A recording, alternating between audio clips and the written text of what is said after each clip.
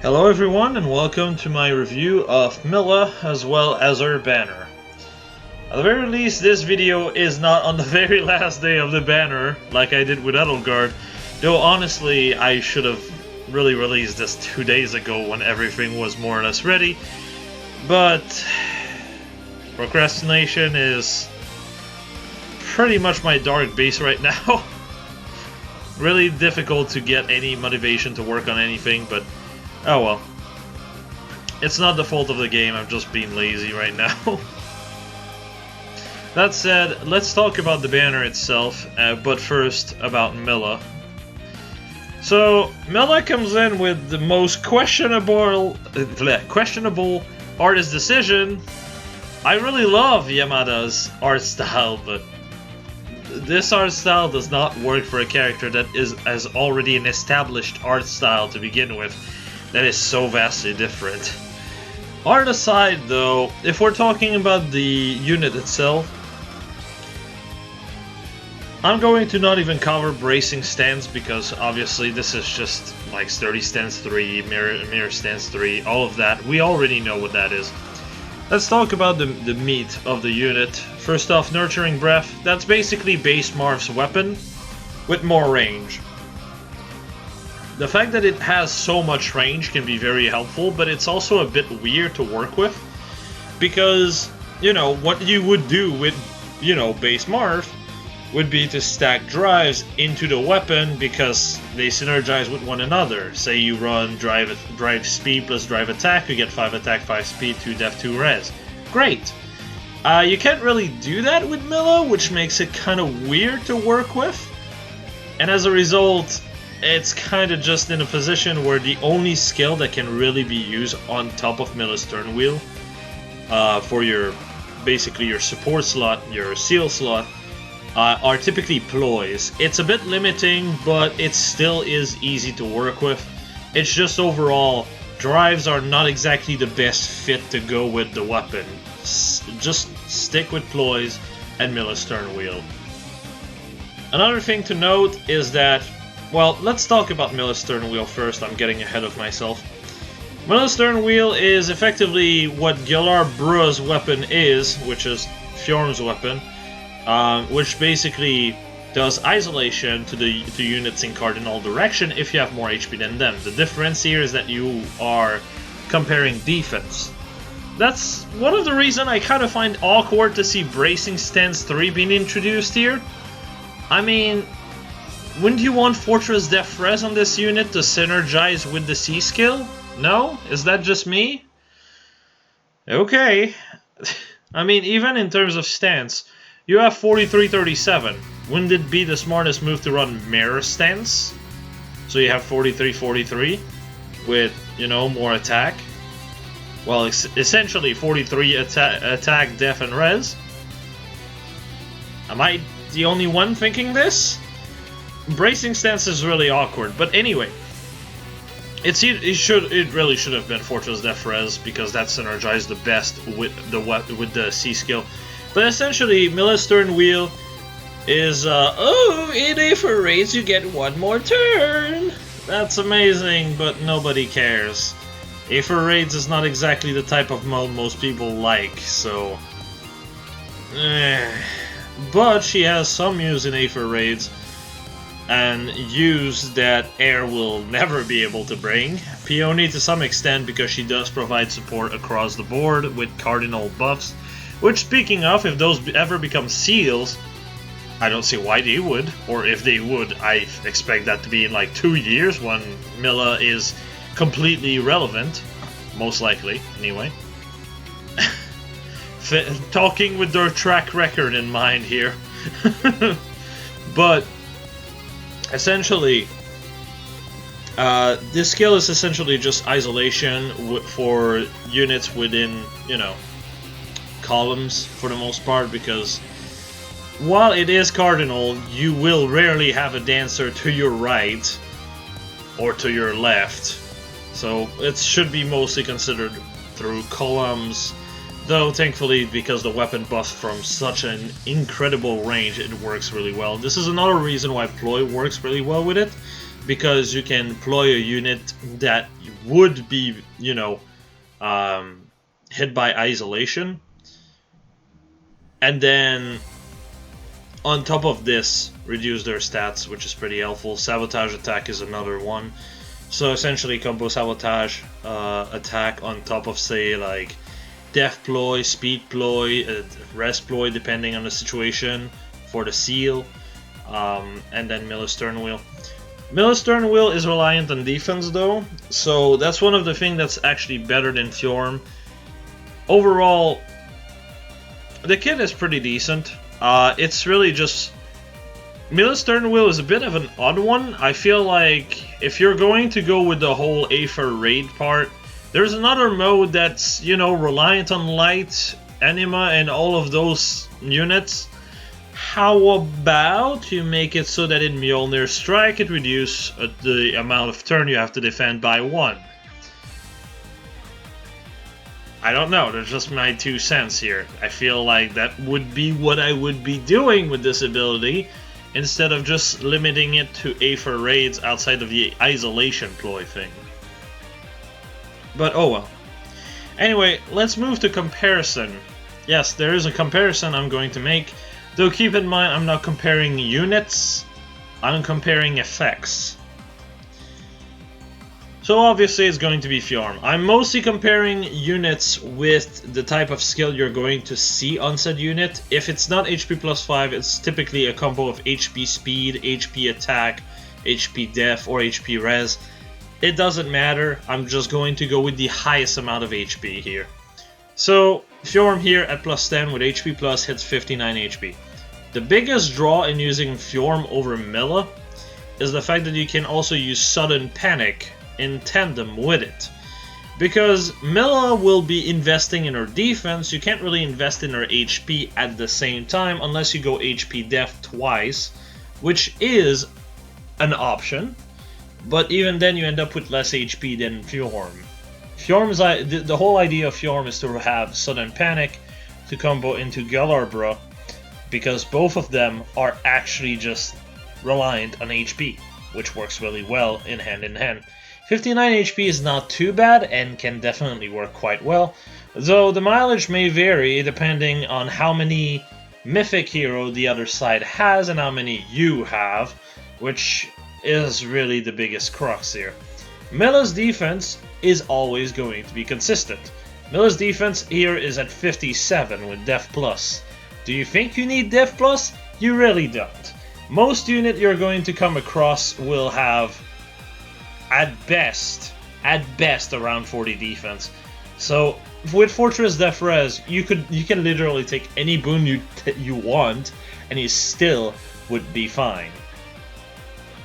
I say this just because, you know.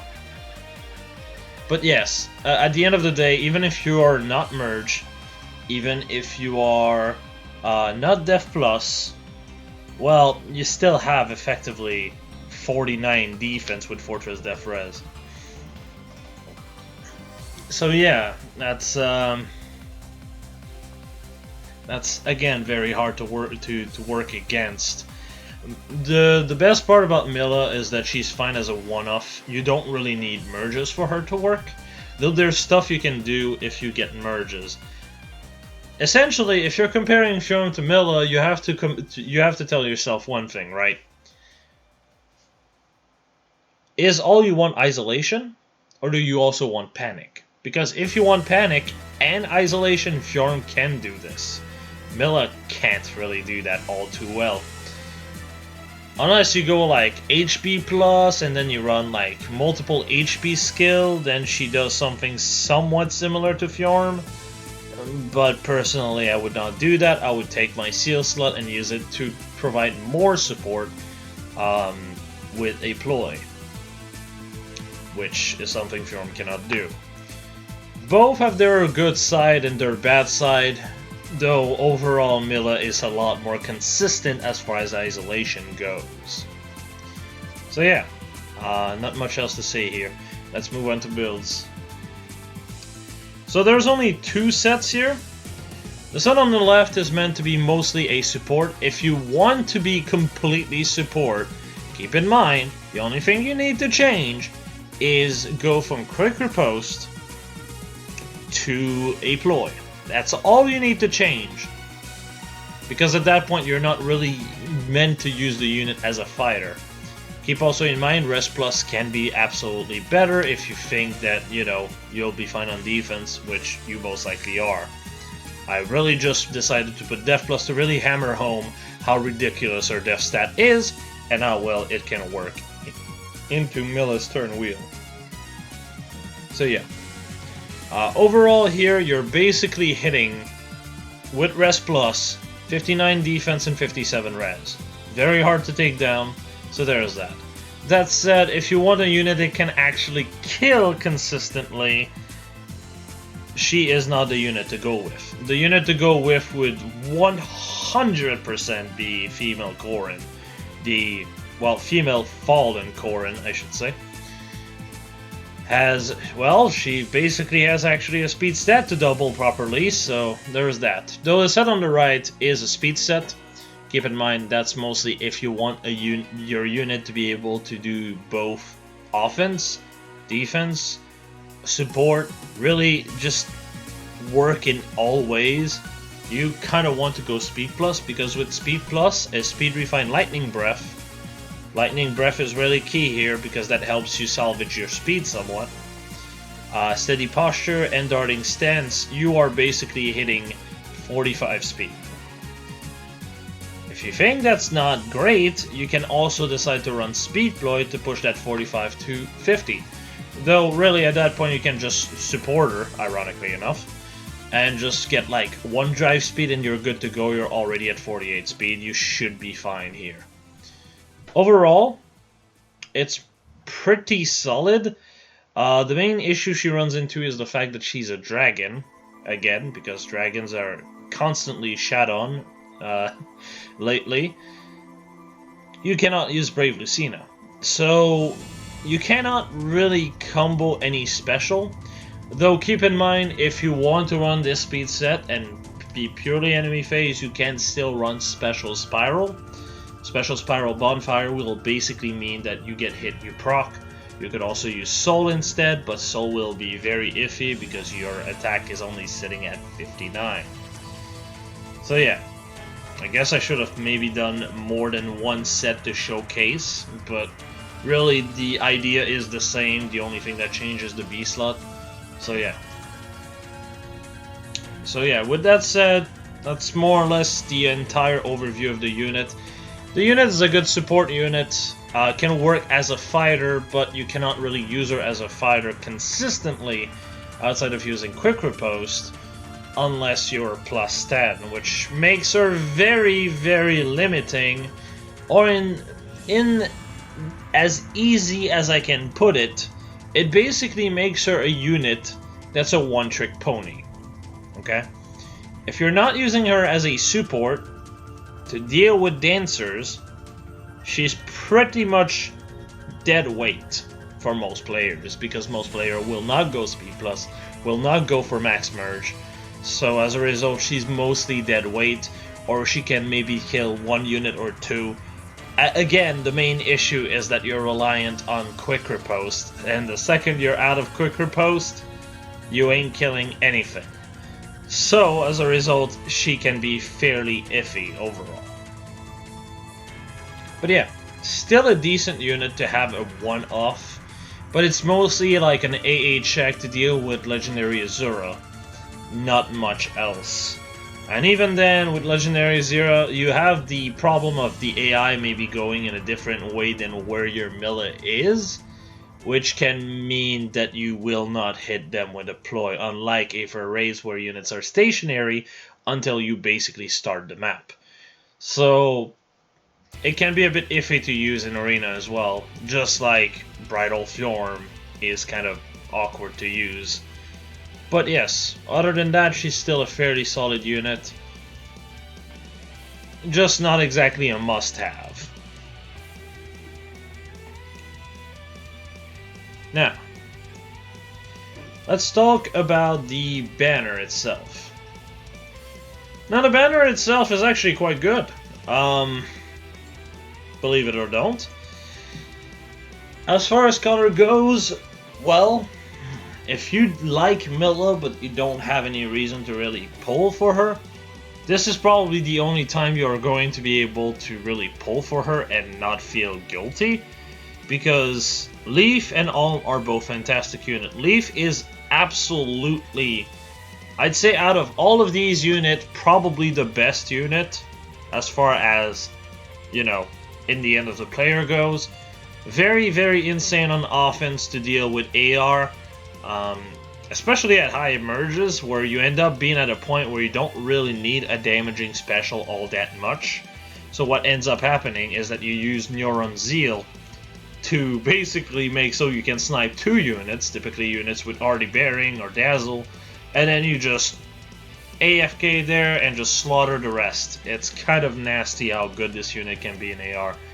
I've been using mine myself, who's sitting at +4, and it really makes it a lot easier to go through each week. But yes, while I do say this, Alm is also a pretty solid unit.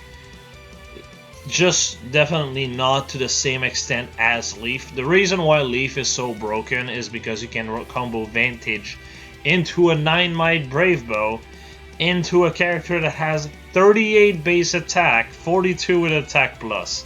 I don't think I have to explain what Fierce Stance plus that weapon plus a buff looks like. It looks like death. So yeah. Essentially, Fierce Stance, that's 6, weapon is 9, another 6 from buffs. You're basically looking at 63 attack with attack plus unmerged. And yeah.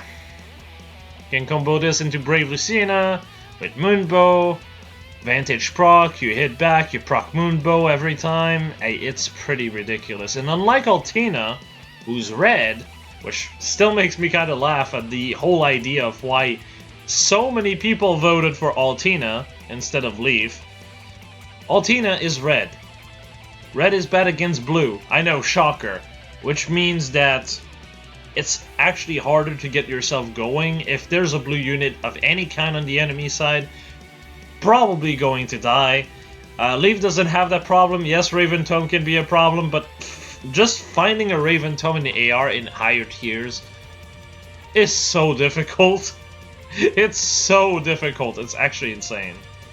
But yeah, overall, Leaf is insane. Alm is also a very solid unit, especially with a Brave Bow set or an AoE set. Yes, those two things are things I just said. AoE set combos into his weapon because the true damage from his weapon actually carries over AoEs. I haven't really said that since the time I actually review his banner, or review his first appearance rather, but if you want more details on this, just check that video. The idea is that you run Flashing Blade 4 with something to buff your attack in the seal slot. Though ideally, I would say Life and Death 4 plus Flashing Blade 3 seal is probably at your best for the best results, I should say. Which means that with Special Spiral, you're going to just proc AoEs constantly, with the weapon pushing another like 10 to 20 damage. Well, more like 10 to 15 on top of the AoE itself, which just ends up just being absolutely disgusting to the point that even if you're dealing with someone that has more defense than you have attack, you can still basically scrape them by 3/4 of their HP, which is just disgusting. Or you can go with the Brave Bow set and run something like Heavy Blade or Flashing Blade, though this is definitely on higher merges.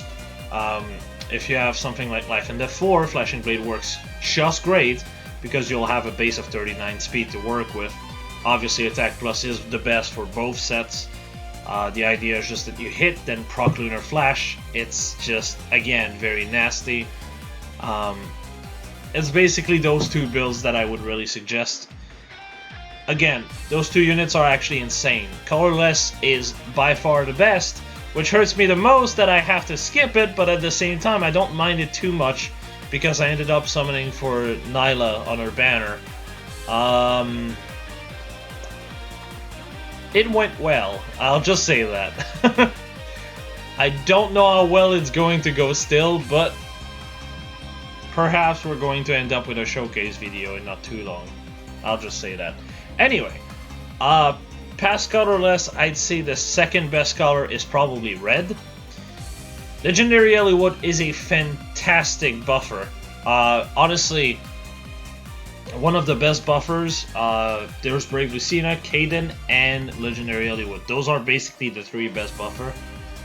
They all depend on the situation, but Eliwood can just be used with 3 more units with equal attack. If you want a good example of a team that takes full-on abuse with what Eliwood has to offer, just look at the video I've made with Team Nagi, where my Nagi ends up hitting 50 speed in that team comp, whereas everyone else is like 50 def res, you know, casually. My Mordecai has 50 res. Also 50 speed, it's fine. It's really good to combo into a full team as long as you have another dragon to work with. The second you don't have a dragon to work with, it can be very iffy to work with this skill. But other than this, very, very good unit. Absolutely a really good one-off to have if you can really make your the unit you mean to get the buff on have the highest attack of the team. It's better if you can match all of your team's attack together, because then if someone gets hit by chill attack, everyone does. So you don't actually get disrupted whatsoever by chill attack as a result. Hey, if all of your team is 58 attack, you go down to 51, and Eliwood cannot buff himself, you're still going to buff the 51 attack then. That's the idea. Larcey is also one of the strongest burst damage dealer of the game. Overall, a very easy unit to pick up. She basically comes pre-built. You can also run Wrath if you want to be extra spicy with your damage. Very solid unit overall. Then you have Lif. Lif really is kind of awkward. I'd say if you want a unit that's similar in terms of use, New Year Alphonse is probably the best bet for it. He's probably going to end up coming back on one of those awkward duo seasonal at one point. When he does, that's probably your chance to go at it. But otherwise, if you really want to use Lif, I would say ditch the sword to combo into his B skill. So running Slaying into his B skill essentially means that every time he gets attacked, you get to proc Open the Future every time. It's a pretty solid combo that works really well for him. I'm saying this purely because his weapon basically kills your team, and great, it enables Desperation. It also enables, you know, any kind of Wings of Mercy memes to just one-shot the unit that's behind him. It's not all that amazing, I'll just say that much. It can be very awkward to position overall and makes it just very unwieldy overall, in my opinion. Third best color is pretty much a tie between blue and green. Both of them are not exactly amazing, but not terrible either. Both have one dud. Like, for example, as far as blue is concerned, Legendary Ephraim is a dud. Honestly, I just don't understand why they even rerun him anymore.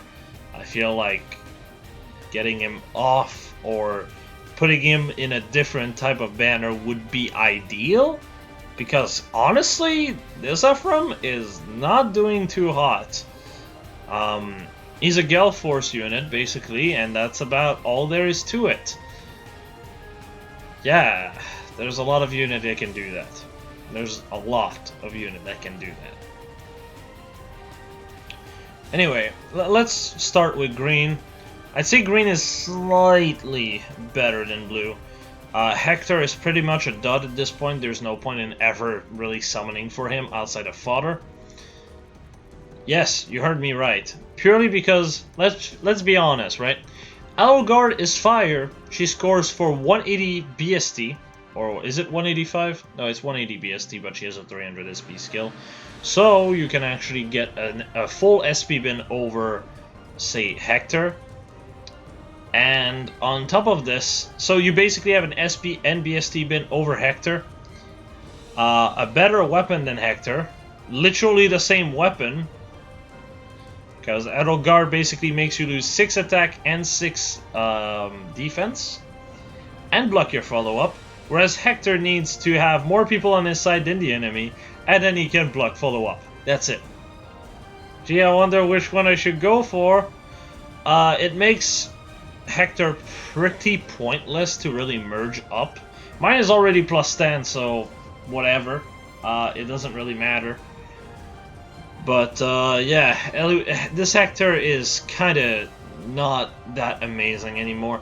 Anything that he can do, Edelgard simply does better. Not that he was doing all that. This Hector was basically just relegated to being just another armored unit for the most part, which is kind of awkward. As for Annette is a fantastic support unit. As far as kits are concerned, though, she basically needs a complete makeover, outside of if you just want her to be a support unit and nothing else. She basically gives 3 movement to anything but, well, mage calves. Because, you know, Reinhardt with 1 more movement would be too strong for this game. Yes, of course. Honestly, I do not believe that. A 140 BST cav does not really make me that afraid overall. There's just so many ways to deal with him, especially nowadays when we have unit with literally 40 points of BST above him. It's kind of ridiculous how there's still this huge fear of those calves. Though, obviously, I believe it also doesn't work on bow calves, and bow calves, that's actually threatening because fire sweep weapons. But yeah, all that to say, it's kind of weird to see that happening. Either way, it is pretty helpful in the end of the player. In the end of the AI, it can be very clunky to work with. Because in a lot of ways, there are times where the unit will just not be able to reach your unit. So what ends up happening is the unit moves first. Then, because the unit is in danger, the AI goes, oh, I should rally him. But he already has moved, so the movement increase does not matter. It's kind of just how it is. Still, it's a fairly good unit in the end of the player, and can enable a lot of really, really good play, so there's that. And then here comes Ossian, who basically has his sister Syri coming in the in Heroes not too long ago. Not too long. Blech. Yeah, you know about how enthusiastic I am when it comes down to Ossian's Poogie, or sorry, Vooge. My god. My god. I cannot believe they actually doubled down on this god-awful pref and gave it to someone else. Funny enough, on another, like, OC-infested banner. I don't want to get on that subject with this video, however, since this is Milla, but yes, overall, Ossian is an okay unit. His weapon is just very awkward to work with, and the fact that there's an HP threshold feels ridiculous. Look, let me just put it this way. What is so broken about a character having DC the whole HP bar? Especially when you're green, especially when one of the most common units is Ophelia. Look, if your actual, you know, weapon worked at all HP, you would not have a chance of getting hit by an AoE and get knocked under 50% HP and then just take it like a bitch. Guess what, though? That's Ossian's problem. That's what Ossian runs into. It's fucking awkward. It's super awkward, and I don't understand why they decided to go for it and then double down on the very idea.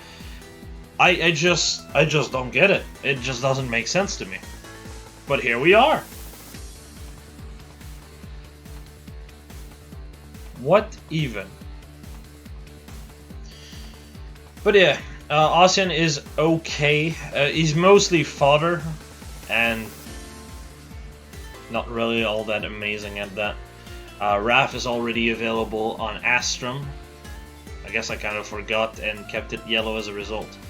but it should be red. Mirror Stance is pretty solid though, so at least there's that. Green is overall like, Annette is good in the end of the player. Hector is outdated. Austin is kind of... As for blue, you have Lucina, which obviously there's Chrom now, and Chrom is absolutely disgusting with his 93 attack 48 speed combo. But even with that in mind, Lucina is a pretty good unit and can be used to double swap a unit away from the enemy unit, which can actually just help you get the unit to safety, which is very helpful in certain cases. Just getting them out of the range of the enemy so you can actually be safer. Pretty good for arena as a result. And also a speed buff legendary, which there's only 3 of because they decided they could not. They did not know how to count up to 4. Sorry, apparently I can't count up to 4 myself. But yeah, overall a pretty decent unit. Then there's Julia. Julia here is a bit of an odd one. I would say right now, just like I said in our first banner, that she's a very awkward unit. Cannot really use anything too well. Light and Dark is a cool concept until you realize low attack res works just better unless you double. Though I've said this with the Fallen Julia banner, I'll say it again just to reiterate. When it comes down to Legendary Julia, as long as you are using her base breath, it's not that great.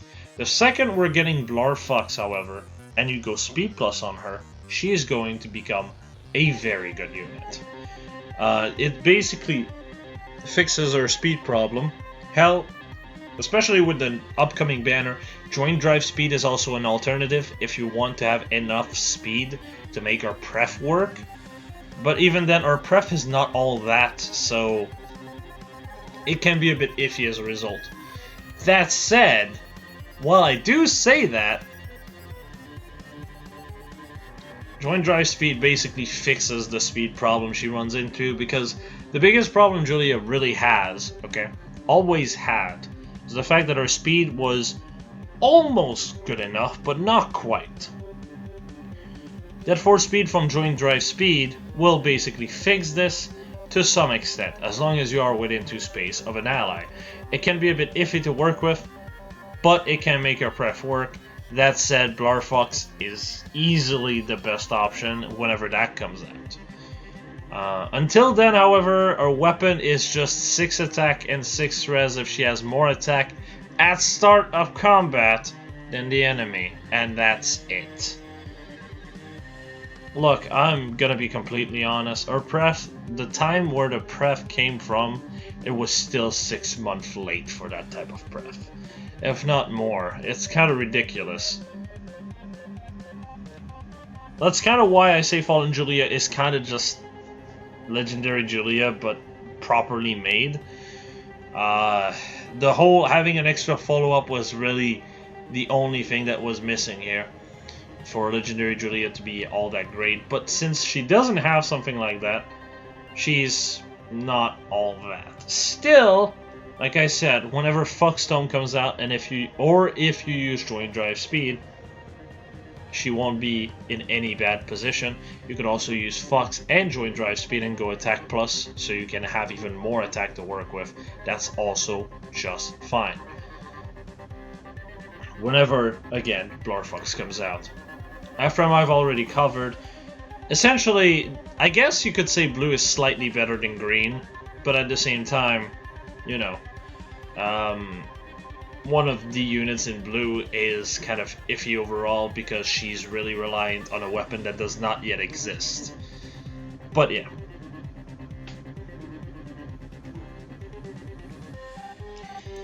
In conclusion, if you're going to summon on this, summon on Colorless. If you're not summoning on Colorless, you're summoning on Red. If you don't summon on either of these, unless you have something, a character that is specifically something you want, like say, you really want Legendary Lucina, it's just not worth it, okay? And even then, even if you're going for Legendary Julia, not Legendary Julia, Legendary Lucina, it can be very iffy, though that said, if you're going for Julia, just wait next time she appears. Lucina is really good, but Ephraim is an absolute dud.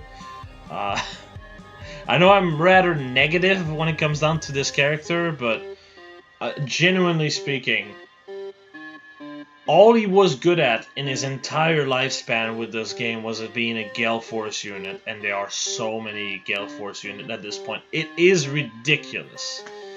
Especially with units like Rid existing? God. What's the point? Or Sirius, if you want to be like Lance Cav-ish. But yes, Colorless is overall really good. Milla is a solid unit, just not a must-have unit. She's a good support unit, essentially. Which makes her pretty okay. It's just... it should not be, especially if you're a new player, it should not be what your first aim should be. Your first aim should be definitely something like Alm, like Leaf, that can actually carry you over, more so than a unit like Milla. Thankfully, they're all together. So, you know. It's kind of sad that I won't get to summon on it, but oh well. The results were good, so I don't mind it too much. But yeah, with that said, I think I've said just about everything I had to say about this banner. Milla doesn't have too much, really, that demarks herself from the rest. It's just that the things that she has is just fairly unique. Again, only Bridal Fjorm has something like what she does with Isolation.